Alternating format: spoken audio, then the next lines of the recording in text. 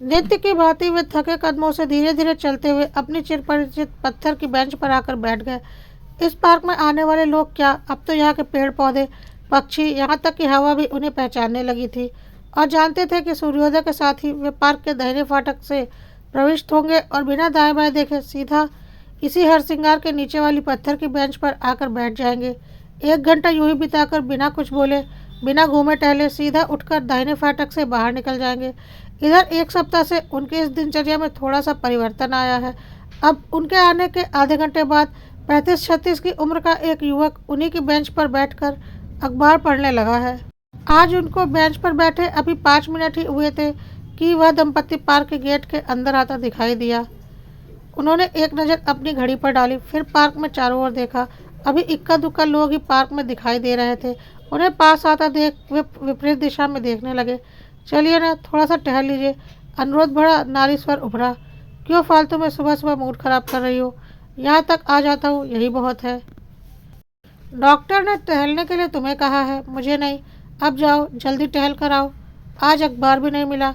पुरुष स्वर में पीड़ा थी। आज हम शायद जल्दी आ गए हैं, पार्क ज़्यादा खाली खाली सा लग रहा है, इसलिए। उसने बात अधूरी छोड़ दी। पुरुष बेंच पर बैठता हुआ इत्मीनान से बोला, चिंता की कोई बात नहीं, मैं हूं ना यहीं। सांवली सी, तीखे नयन नक्श और गोल मटोल शरीर वाली वह स्त्री बिना बात आगे बढ़ाए स्वयं आगे बढ़ गई। घुंघराले बालों वाला वह श्याम वर्णी पुरुष बेचैनी से बेंच पर बैठे पहलू बदलने लगा।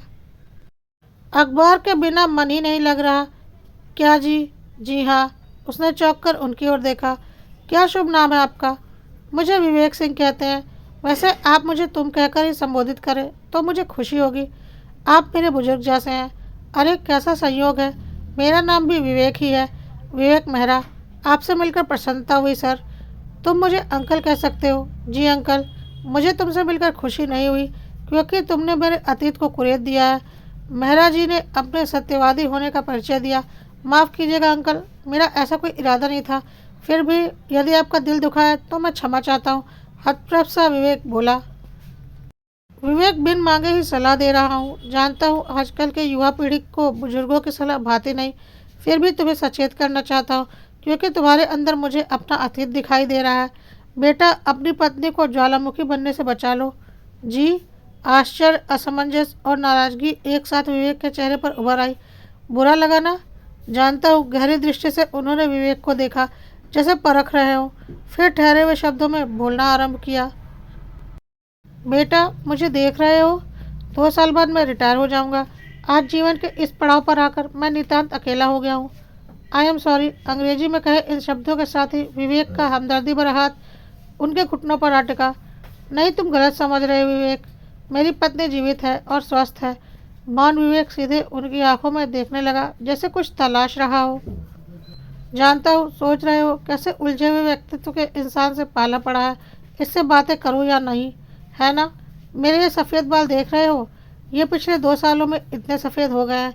सच तो यह है कि इन्हीं 2 सालों में मैंने जीवन को जाना है, जिंदगी को पहचाना है। विवेक ने ध्यान से उनके सफ़ेद बालों की ओर देखा। उनके श्वेत बालों ने उनकी लंबी चौड़ी काया को गरिमा युक्त कर दिया था। विवेक की नज़रें उनके बालों से फिसलकर उनकी आंखों पर ठहर गई। उनकी गहरी काली आंखों में दर्द के सागर हिलोरे मार रहा था। इससे पहले कि विवेक उस दर्द के सागर में डूब जाए, महाराज जी की ठहरी हुई गंभीर वाणी से उसका ध्यान आकर्षित कर लिया। पिछले कुछ दिनों से तुम्हें और तुम्हारी पत्नी को देख रहा हूँ। तुम्हारे जीवन में अपने जीवन की प्रतिध्वनि सुन रहा हूँ, महसूस कर रहा हूँ। इसलिए आने वाले तूफान से तुम्हें आगाह करना चाहता हूँ। जो मेरे साथ हुआ वह तुम्हारे साथ ना हो, इसलिए अभी से संभल जाओ और जीवन की खुशियों में को दोनों हाथों से बांध कर सहेज लो। अभी नहीं चेतोगे तो खुशियाँ मुट्ठी से रेत की तरह फिसल जाएंगी और पता भी नहीं चलेगा। आपकी भावनाओं का कद्र करता हूँ अंकल। आप जो भी कहना चाहते हैं खुलकर बताइए प्लीज़। विवेक सिंह के चेहरे पर से कठोरता की परत उतरकर अनुरोध की कोमलता फैल गई। उसके चेहरे पर नजरें टिकाए हुए मेहरा साहब अतीत के गलियारे में उतरने लगे। बेटा, मैं बचपन से पढ़ाई में काफ़ी अच्छा था, खेल कूद का भी चैंपियन था। जो मिलता घर बाहर या स्कूल हमेशा मेरी प्रशंसा ही करता। धीरे धीरे शायद यह धारणा मेरे अंदर बैठ गई कि मैं सबसे योग्य हूँ। पढ़ाई करते ही एक बड़ी कंपनी में मैनेजर हो गया, फिर मैनेजिंग डायरेक्टर और आज चेयरमैन हूँ।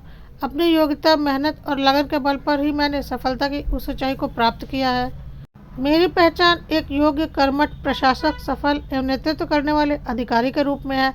इसी मुकाम को पाने का सपना देखा था मैंने, आज वो सपना पूरा हो गया है। पर बेटा, क्या यही सपना था मेरा? बोलो, क्या मैं बस यही चाहता था? जी, मैं कैसे बता सकता हूँ। मेरा तो आज ही आपसे परिचय हुआ है। विवेक सिंह असमंजस की स्थिति में बोला। बता सकते हो बेटा, क्योंकि हर इंसान का सपना एक ही होता है, बस उसका थोड़ा थोड़ा रूप बदल जाता है। जैसे कोई डॉक्टर बनना चाहता है, कोई इंजीनियर, कोई प्रशासक, कोई व्यापारी। लेकिन हर किसी का सपना एक ही होता है कि वह अपने काम में महारत हासिल करे, अपनी एक पहचान बनाए और सफलता की ऊंचाइयों को छू ले, है ना? हाँ अंकल, यह तो बिल्कुल सही कह रहे हैं आप। सपना तो सब यही देखते हैं। विवेक सहमति से सिर हिलाता हुआ बोला। अच्छा विवेक, यह बताओ, ये सब क्या हम सिर्फ अपने लिए करते हैं? सिर्फ अपने लिए? सिर्फ अपने लिए क्यों अंकल? हम अपने लिए, अपने परिवार, अपने माँ बाप, अपने बीवी बच्चे, इन सब के लिए इन उपलब्धियों को पाना चाहते हैं। हमारी हर छोटी बड़ी सफलता में सबसे ज़्यादा यही लोग खुश होते हैं। बिल्कुल सही कह रहे हो विवेक। दरअसल यही जीवन का सच है, जिसे हम जान ही नहीं पाते या जानने की कोशिश भी नहीं करते। विवेक, जिस सपने की हम बात कर रहे थे, वह सपने या लक्ष्य के आगे एक और लक्ष्य है, जो हमारे जीने का मकसद है। अंकल, क्या है वह मुख्य लक्ष्य? इन अपनों की खुशी। दोनों कुछ पल मूक एक दूसरे के आंखों में देखते रहे, फिर अपने सफ़ेद बालों पर हाथ फेरते हुए बोले। सुनने में बात बड़ी साधारण लग रही है ना, लेकिन इन 2 सालों में मैंने जाना कि यही जीवन का सत्य है। इन अपनों का सुख, इनकी खुशी ही है जो हमारी अंतरात्मा को तृप्त कर देती है। हमारा पद, मान सम्मान, सफलता सब हमें इसलिए अच्छा लगता है क्योंकि उससे ये हमारे अपने खुश होते हैं। विवेक, मेरे पास बहुत बड़ा पद, मोटर गाड़ी, बंगला, नौकर चाकर, नाम, बैंक बैलेंस, सब कुछ है, लेकिन ये सब मेरे किसी काम के नहीं, क्योंकि इन सब का सुख उठाने वाला कोई नहीं है। जानते हो, मेरा ऑफिस से वापस घर जाने का मन ही नहीं होता है। किसके लिए लौटूं? उस विशाल कोठी के लिए या उसमें रखे फर्नीचर के लिए? विवेक, घर दीवारों से नहीं, परिवार से बनता है और जीवन रिश्तों से सजता है। अंकल, मैं आपके दर्द को महसूस कर रहा हूँ, लेकिन जानना चाहता हूँ, कौन सा तूफान आपकी बगिया को उजाड़ गया? विराट अंबर पर दृष्टि हटाए बिना मेहरा साहब बोले। तूफान बहुत भयंकर था, किंतु इतने दबे कदमों से आया कि मैं जान ही ना सका। नौकरी लगते ही मेरी शादी हो गई। सुंदर सुशील पत्नी के सबने तारीफ की। सबका उसकी तारीफ करना मुझे अच्छा लगा, क्योंकि वह मेरी थी। किंतु मन के किसी कोने में यह भाव भी था कि मैं इतना योग्य हूँ तो मुझे अच्छी पत्नी मिलनी ही चाहिए थी। जिसकी सब तारीफ कर रहे थे, उसकी तारीफ में मेरे मुँह से एक शब्द भी शायद ही कभी निकला होगा। मेरे मुँह से अपने लिए प्रशंसा के बोल सुनने के लिए या मेरी खुशी के लिए वह पूरी तरह मेरे रंग में रंगती गई। वह एक आदर्श गृहिणी, सुघड़ बहू, ममतामयी माँ के रूप की मिसाल बन गई। परंतु मेरा पुरुष अहम कभी प्रशंसा के 2 बोल नहीं कह पाया, यद्यपि उसके चेहरे पर छाई मृदुल मुस्कान मुझे मोह लेती थी। बच्चों के बीच खिलखिलाती वह मुझे बहुत सुंदर लगती थी। मैं उसे हमेशा खुश देखना चाहता था, परंतु मेरा हाव भाव यही दर्शाता था कि वह अच्छी है तो कौन सी बड़ी बात है, अच्छा तो उसे होना ही चाहिए। आखिर मेरी पत्नी जो है। मेरा साहब विवेक की ओर मुड़े और बोले, आज जैसे तुमने अपनी पत्नी के साथ टहलने की इच्छा का गला घोट दिया था, मैं भी ऐसा ही था। मेरी पत्नी को संगीत पसंद था और मुझे बिल्कुल नहीं। वह जब भी संगीत सुनती, मैं यह कहकर बंद करवा देता, क्या हल्ला मचा रखा है। वह कुछ गुनगुनाती तो मेरे मुंह से निकलता, क्यों बच्चों की पढ़ाई डिस्टर्ब कर रही हो। अब सोचता हूँ विवेक, तो लगता है ऐसा मैंने क्यों किया। मैं कभी भी उसे दुखी नहीं करना चाहता था। वह जब मेरी पत्नी बनकर आई, हर पल चहकने वाली बुलबुल थी। धीरे धीरे वह अपने खोल के अंदर छुपते चली गई, परंतु उसका अंतर्मुखी होना मुझे क्यों नहीं दिखाई दिया। उसने हर बात, हर चीज़ मेरी इच्छा के अनुरूप किया, पर याद करने की कोशिश करता हूँ तो याद नहीं पड़ता।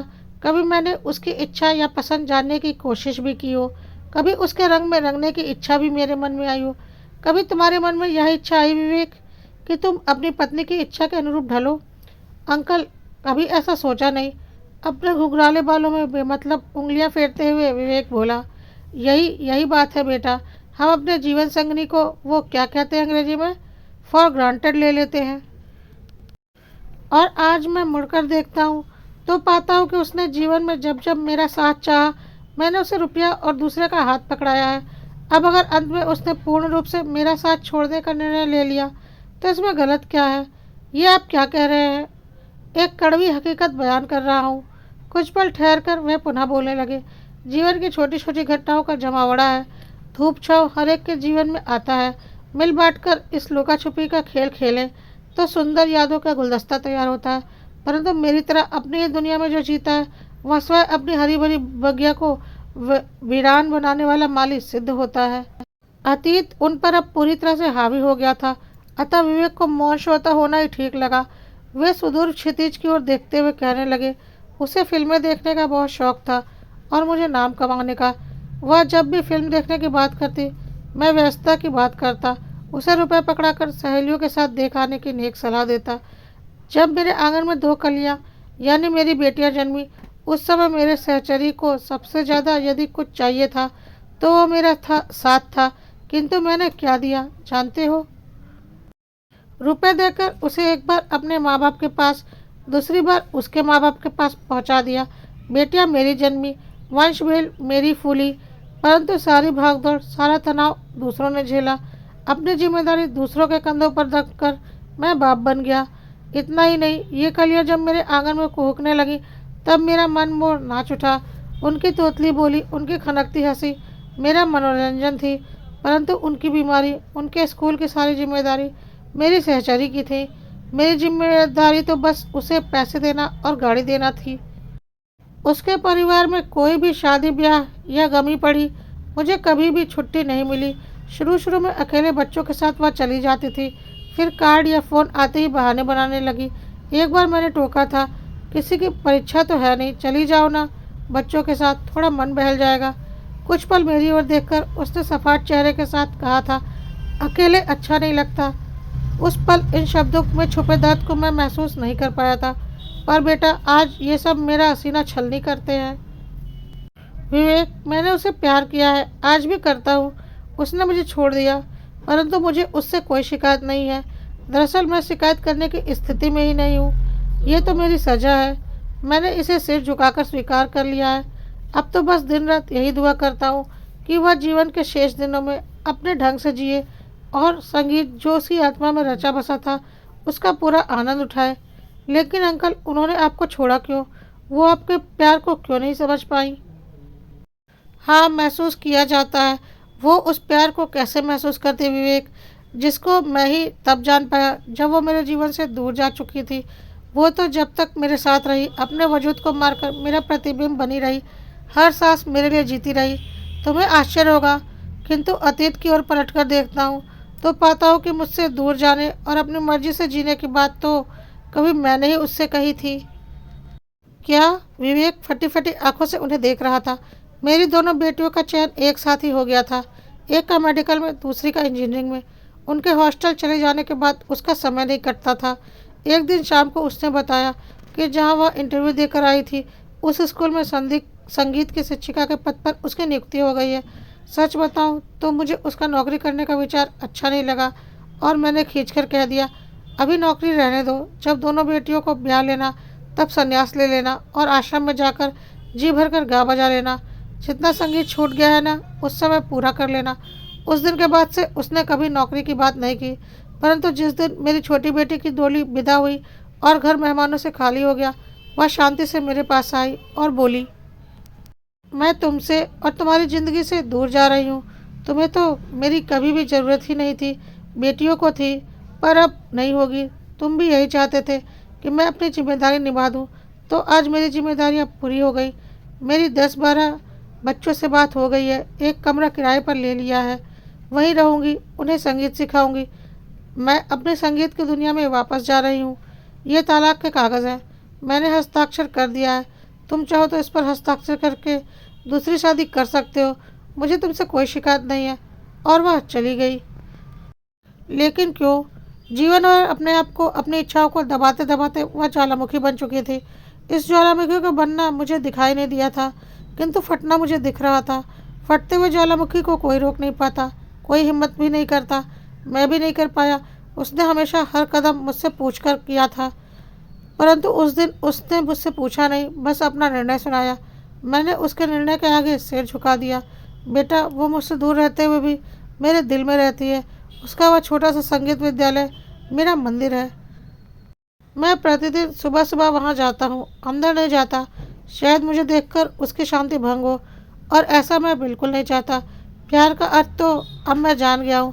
कागज़ के टुकड़े पर हस्ताक्षर कर देने से प्यार नहीं समाप्त होता। अपनी बात में वह इतना डूब गए थे कि विवेक की पत्नी का आना जान नहीं पाए। चले? अरे नहीं, वो एक चक्कर तुम्हारे साथ टहल लेता हूँ, फिर चलते हैं, विवेक उठता हुआ बोला। सच? पत्नी की आंखों की चमक विवेक से छुपी नहीं थी। आंखों ही आंखों में उसने बुजुर्ग का शुक्रिया अदा किया और पत्नी के साथ आगे बढ़ गया। आज पहली बार पार्क से बाहर जाते हुए मेरा साहब के अधरों पर मुस्कान थी।